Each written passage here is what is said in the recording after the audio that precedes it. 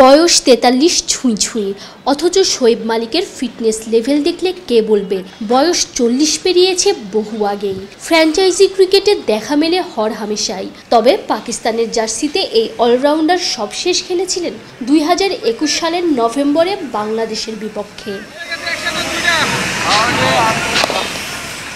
মাঝের ৩ বছরে শোয়েব পাকিস্তানের হয়ে খেলার ইচ্ছার কথা জানিয়েছিলেন ঠিকই, এমনকি গেল টি-20 বিশ্বকাপে মোহাম্মদ আমির ইমাদ ওয়াসিমদের দলে ফেরানো হলেও তার ব্যাপারে আগ্রহ দেখায়নি পিসিবি।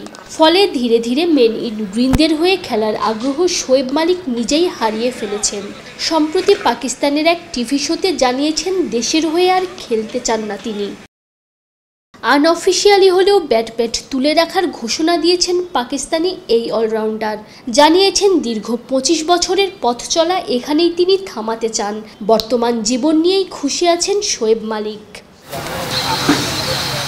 তবে আন্তর্জাতিক ক্রিকেটকে বিদায় বললেও ঘরোয়া ক্রিকেটে খেলা চালিয়ে যেতে চান, যদিও ভবিষ্যতে জাতীয় দলের কোচিং করানোর ব্যাপারে কোনো আগ্রহ নাই বলেই জানিয়েছেন। তবে ঘরোয়া দলে মেন্টর হিসেবে কাজ করার ইচ্ছে শোয়েবের। আশায় আছেন ভবিষ্যতে শোয়েব মালিক লেভেলের চাকরির অফার পাবার।